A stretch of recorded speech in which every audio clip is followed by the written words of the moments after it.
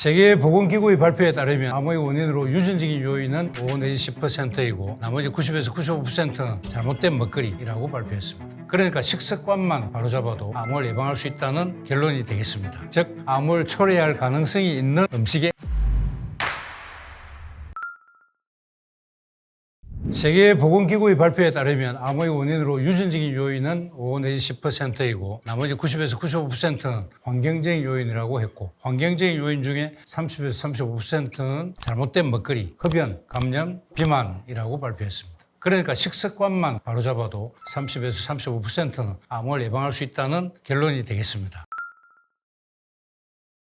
보통 티어리스트는 S, A, B, C, D로 나누이죠. 저도 그렇게 나눠보겠습니다. S는 확실하게 암을 걸리게 만들 것으로 확인된 음식이고, A는 암을 걸리게 만들 것으로 추정된 음식, B는 암을 걸리게 만들 가능성이 있는 음식, C는 암을 일으키지 않을 것으로 생각되는 음식, D는 암을 예방하는 데 도움이 될 음식의 의미입니다.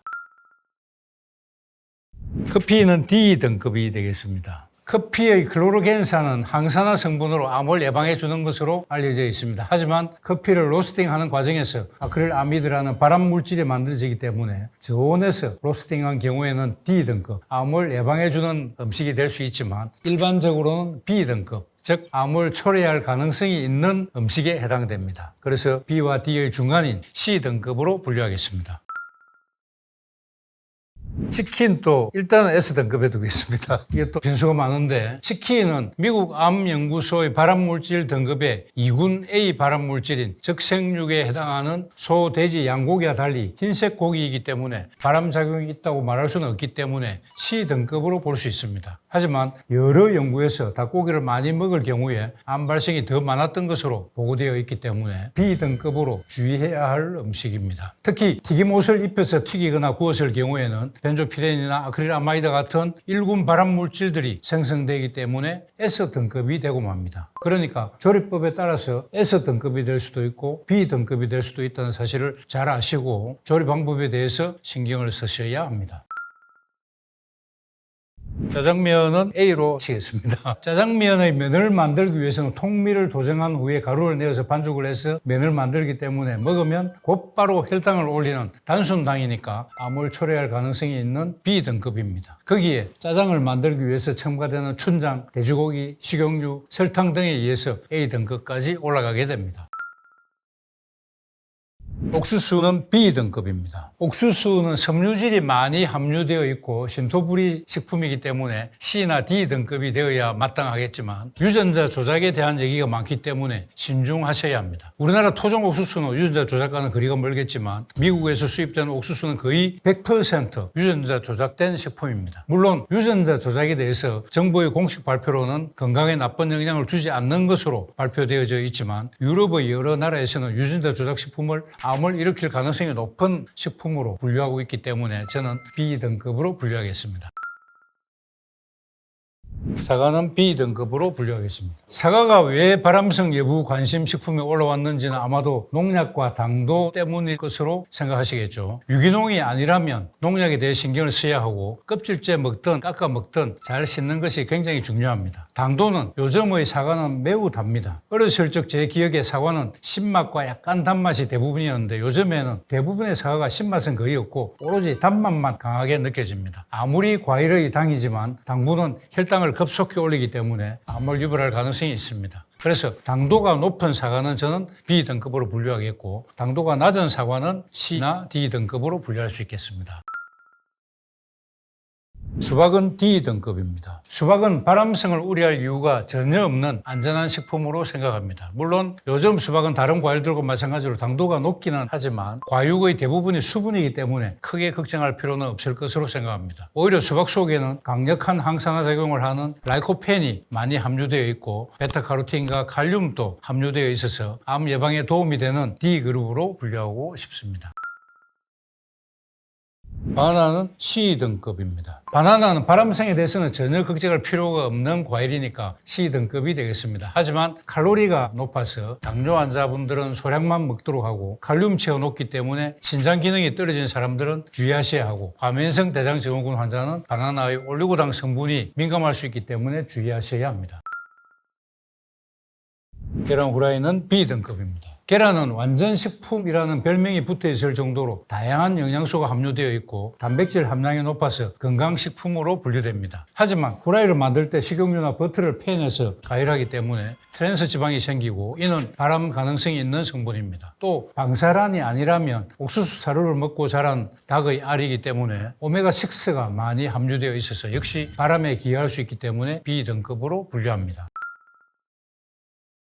라면은 A등급입니다. 라면이 건강에 해롭다는 것은 상식입니다. 그 이유는 섭취 시 혈당을 급속히 올림으로 인슐린 저항성, 나아가서 암의 원인이 될 수 있기 때문이고, 라면을 맛있게 만들기 위한 각종 식품 첨가물들, 예를 들어서 인공색소와 인공향료, MSG는 알러지 유발 물질로는 잘 알려져 있고 발암 가능성도 심심찮게 보고되고 있습니다. 그리고 염분이 많이 함유되어 있는데 염분은 위암의 직접 원인이고 다른 모든 암을 잘 유발할 수 있습니다. 그래서 암을 유발할 것으로 추정되는 A등급으로 분류하겠고, 만일 먹게 된다면 몇 가지를 유의하시면 B등급으로 낮출 수 있는데, 그것은 라면을 끓는 물에 한번 헹구기, 조리 시 다양한 채소 추가하기, 국물 적게 먹기 등으로 발암 위험성을 낮출 수 있습니다.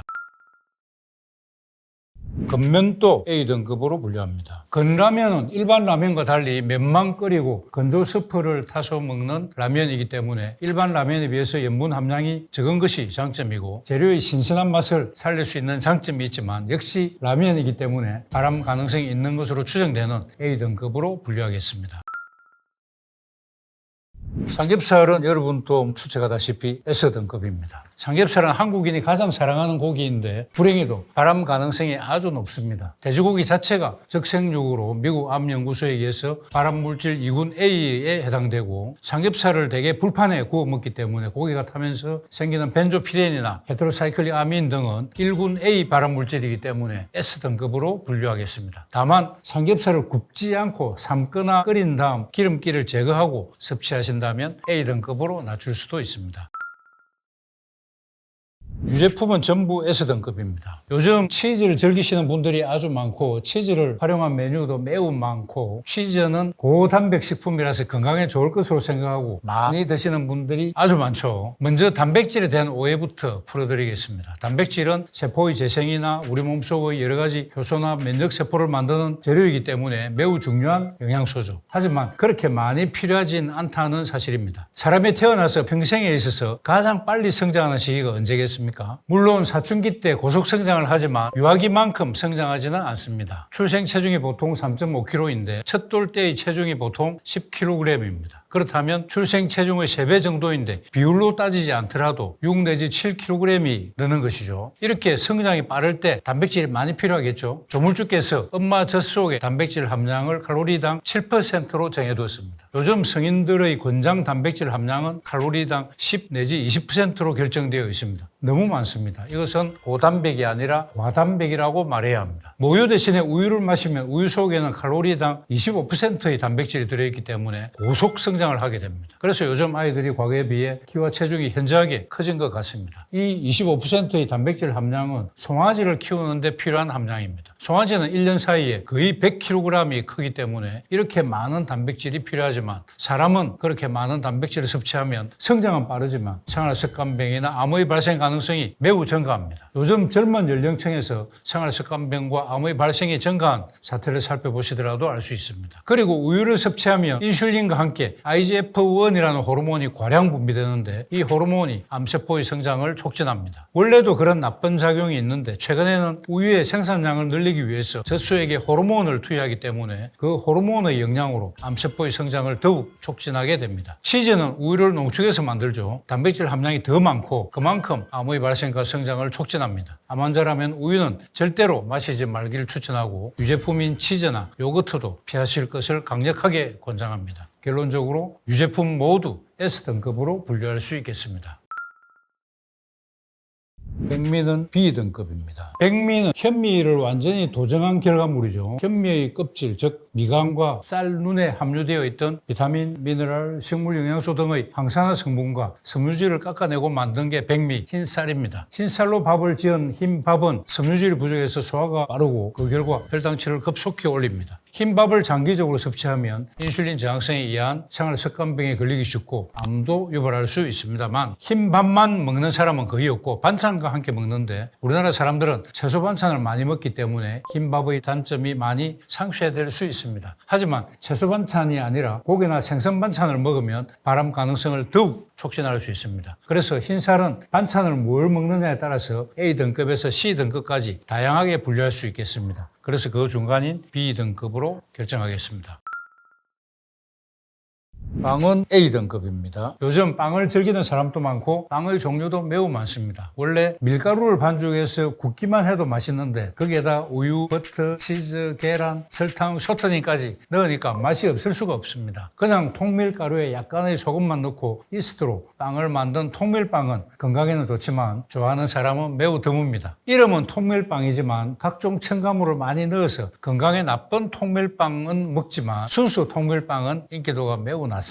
통밀빵과 달리 흰 밀가루로 만들고 거기에다 각종 첨가물이 듬뿍 들어간 빵은 식품이라 말하기 부끄러울 정도로 건강에 해롭습니다. 그렇지만 오늘날 인기 있는 부드럽고 맛있는 빵들은 전부 이렇게 만들어집니다. 이런 빵들은 A등급입니다. 혈당을 빨리 올리고 암을 유발할 수 있는 우유, 치즈, 버터, 설탕 등이 함유되어 있기 때문입니다.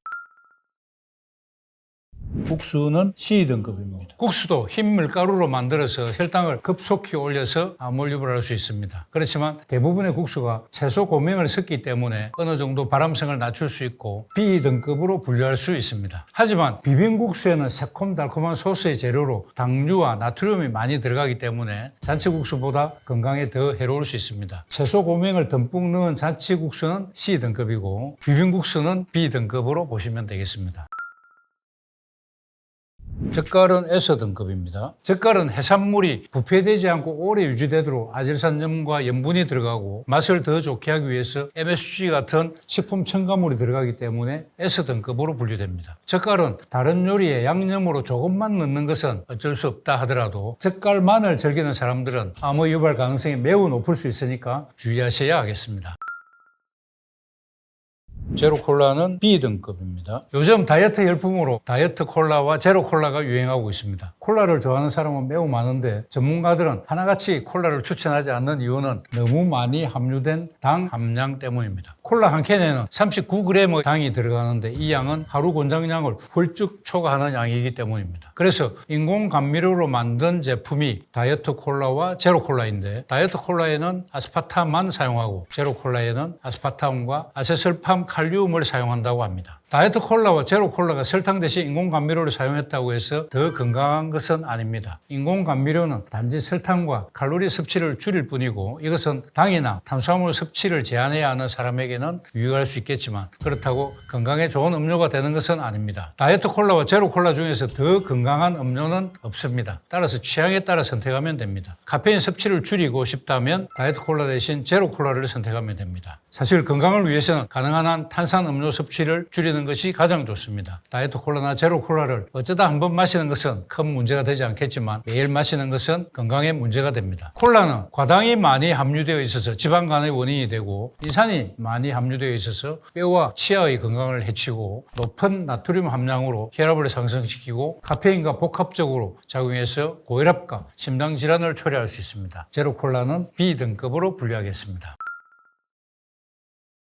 유자청도 B등급입니다. 유자청은 유자의 가접과 껍질을 설탕이나 꿀에 함께 담궈서 만든 한국의 전통식품입니다. 유자청은 비타민C가 풍부하고 맛있어서 인기가 높지만 다량의 설탕이 인슐린 저항성을 초래하고 암을 유발할 수 있습니다. 유자청은 B등급으로 분류합니다.